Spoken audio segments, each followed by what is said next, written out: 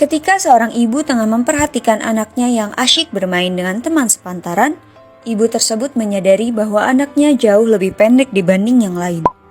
Selain itu, sang anak juga sering sakit secara berulang dalam jangka waktu yang lama. Menyadari ada sesuatu yang tidak beres, ibu itu pun memeriksakan anaknya ke dokter. Alangkah terkejutnya ibu tersebut ketika dokter mengatakan sang anak terkena stunting.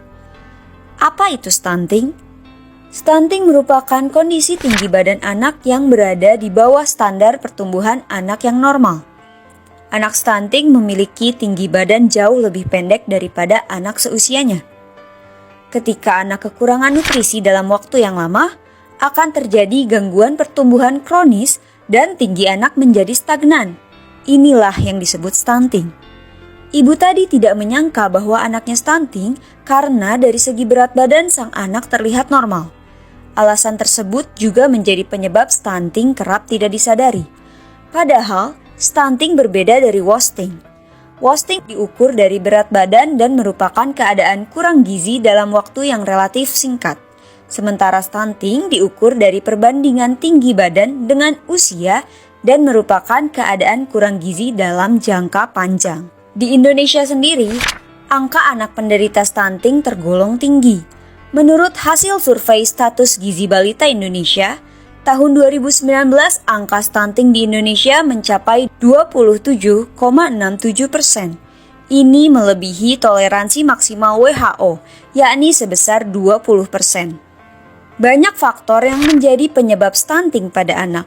Di antaranya adalah janin kekurangan asupan makanan bernutrisi di masa kehamilan, rendahnya berat badan bayi ketika lahir, kurangnya kebersihan lingkungan yang menyebabkan anak terkontaminasi bakteri, anak tidak mendapatkan ASI eksklusif sehingga terjadi malnutrisi, dan anak melewatkan imunisasi yang mengakibatkan infeksi berulang.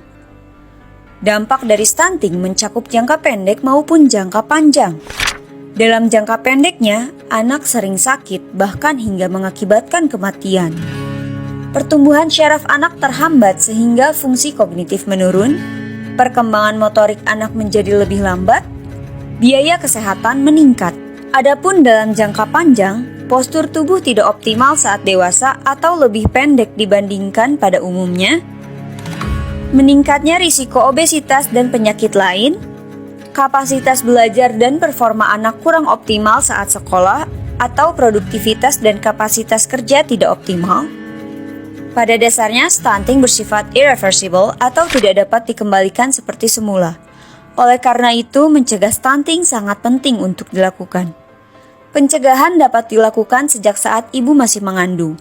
Intervensi pada 1000 hari pertama kehidupan merupakan suatu upaya perbaikan gizi pada kehamilan sampai anak usia 2 tahun.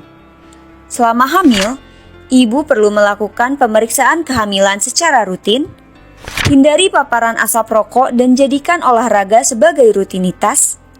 Setelah anak lahir, berikan anak ASI eksklusif. Penuhilah kebutuhan gizi anak dengan mempertimbangkan jenis makanan yang cocok untuk usia anak. Terapkan perilaku hidup bersih dan sehat.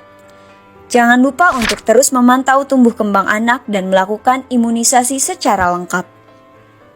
Mari kita kenali dan cegah stunting demi masa depan generasi muda yang sehat dan berkualitas.